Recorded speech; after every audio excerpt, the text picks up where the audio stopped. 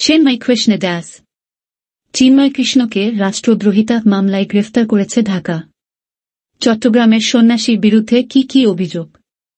হাসিনা সরকারের পতনের পর থেকে বাংলাদেশের সংখ্যালঘুদের উপর অত্যাচার বেড়ে গিয়েছে বলে অভিযোগ। চিন্ময় কৃষ্ণ তাদের অধিকারের দাবিতে কথা বলতেন, মিছিল, সভা সমাবেশের আয়োজন করতেন। বাংলাদেশের সংখ্যালঘু নেতা চিন্ময় কৃষ্ণ দাসকে রাষ্ট্রদ্রোহের অভিযোগে গ্রেফতার করা হয়েছে।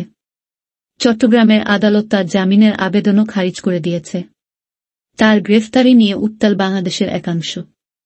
সংখ্যালঘুরা তার মুক্তির দাবিতে পথে নেমেছেন। চলছে বিক্ষোভ, সংঘর্ষ। কিন্তু কেন এই অশান্তি?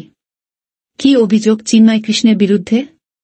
চট্টগ্রামের সাতকানিয়া উপজেলায় জন্ম চিন্ময় কৃষ্ণের। ছোট থেকেই তিনি সুবক্তা হিসাবে পরিচিতি পেয়েছিলেন। পরে বাংলাদেশের ইসকনের সঙ্গে যুক্ত হন। 2016 থেকে 2022 সাল পর্যন্ত চিন্ময় কৃষ্ণ ছিলেন ইসকনের চট্টগ্রাম ডিভিশনের সেক্রেটারি। সম্প্রতি বাংলাদেশের সংখ্যালঘুদের অধিকার সুরক্ষিত করার দাবিতে গড়ে ওঠা মঞ্চ সম্মিলিত সনাতনী জাগরণ জোটের মুখপাত্র করা হয়েছিল তাকে। বাংলাদেশের বিভিন্ন প্রান্তে সংখ্যালঘুদের অধিকারের দাবিতে কথা বলতেন তিনি। তাদের উপরে অত্যাচারের বিরুদ্ধে চিন্ময় কৃষ্ণ সরব হয়েছেন বারবার। গত 5 অগস্ট বাংলাদেশে শেখ হাসিনা সরকারের পতন হয়। তারপর থেকে সংখ্যালঘুদের উপর অত্যাচার বেড়ে গিয়েছে বলে অভিযোগ। একাধিক হিন্দু মন্দির ভাঙচুর করা হয়েছে চট্টগ্রাম এবং রংপুরে। চট্টগ্রামে শুক্রবারও নতুন করে 3টি মন্দিরে ভাঙচুরের অভিযোগ উঠেছে।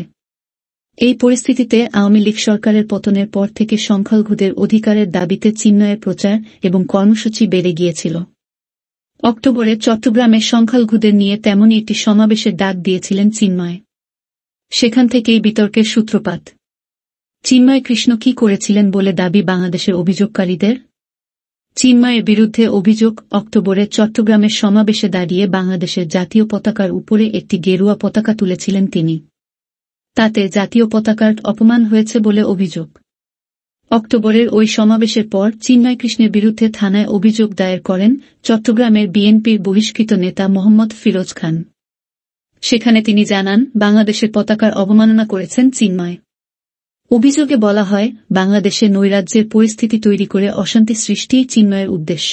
এরপরেও অবশ্য চট্টগ্রাম এবং রংপুরে একাধিক মিছিল, সভা ডেকেছেন চিন্ময় কৃষ্ণ। 2 নভেম্বর রংপুরে তার একটি সভায় বিপুল জমায়েত হয়েছিল।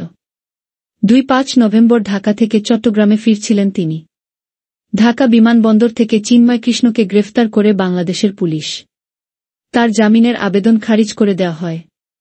চিন্ময়ের মুক্তির দাবিতে চট্টগ্রাম এবং রংপুরে বিক্ষোভের আগুন ছড়িয়ে পড়েছে।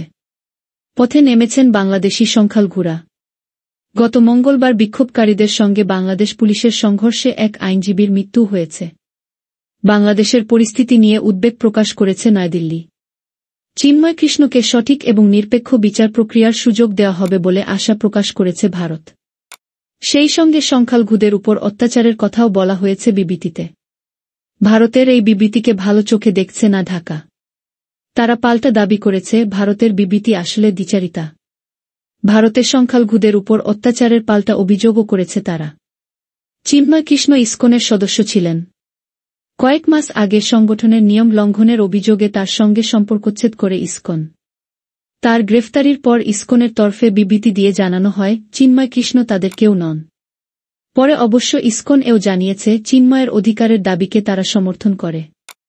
চিন্ময়ের গ্রেফতারির পর বাংলাদেশের হাই কোর্টে ইসকনকে নিষিদ্ধ করতে চেয়ে মামলা হয়েছিল।